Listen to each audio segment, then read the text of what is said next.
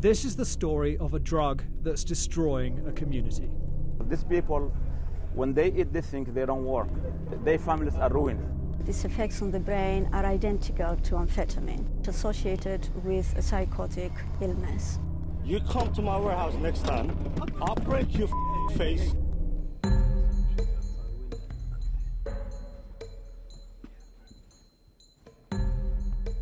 We've come to this industrial estate just outside Heathrow to secretly film the trade of a drug called cat, which is banned in North America and much of Europe. The plant-based drug is legal here and is imported to Britain every day from Ethiopia and Kenya on a massive scale. How much is it for a crate? What, this? Yeah, one of those. £120. It's £120 a crate, is it? Yeah. But what we've found is that these boxes contain a health risk and a huge social problem.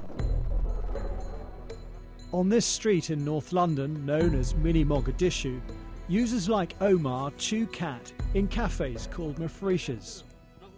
Does everyone here use cat? Yeah. Everyone, yeah. What's it do to you? Makes you go to work. If you don't have it, can you not? Then you don't. No, I can't work. Our presence here soon ignites a debate. These people, when they eat this thing, they don't work. And they become so disabled, and they can't even do their daily life, and their families are ruined. Yeah. Their children are ruined. The Chad, it makes a lot of money for these people. Half of these shops, this whole road is working on Chad. This whole road is open. All these shops are open because of Chad. There's nothing else. There's nothing else.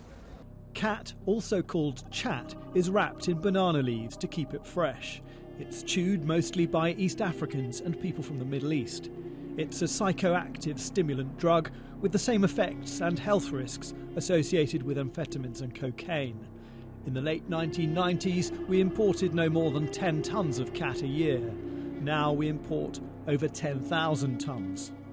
Chewing cat could cause serious physical health problems, lose weight, cannot sleep, can have problems with blood pressure, can have heart problems.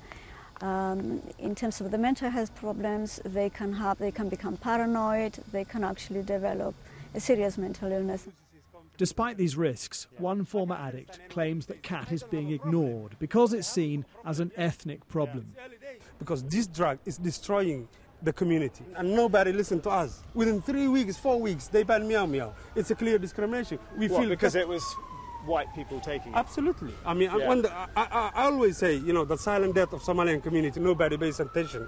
Last year alone, 16 young men died here in London alone for cat-related issues, mental health and heart attack.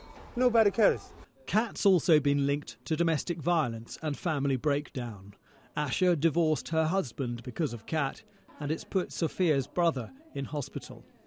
80% of the family have divorced about the cat because the man sleep in daytime and he go the nighttime out and he stay all night.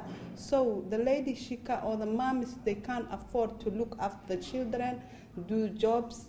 We lost all the men. It's obvious that it's destroying the families, and also it creates so much mental health problems.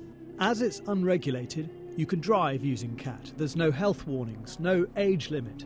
Anecdotally, its use is spreading into the wider British community. Back at the depot, even some people trading it want it banned. What do you think? Banned. You think it should be banned? Like to stop it? Really? So you think it should be stopped, even though you've got an absolute load of it? But not everyone wants to talk. No? And once our camera's discovered, we're asked to leave. You come to my warehouse next time, I'm telling you right now, I'm not going to repeat myself. I'll break your face, and I promise you that. The government's most recent survey found that over half of Somali men use cat, and half the Somali population want it banned. Jason Farrell, Sky News.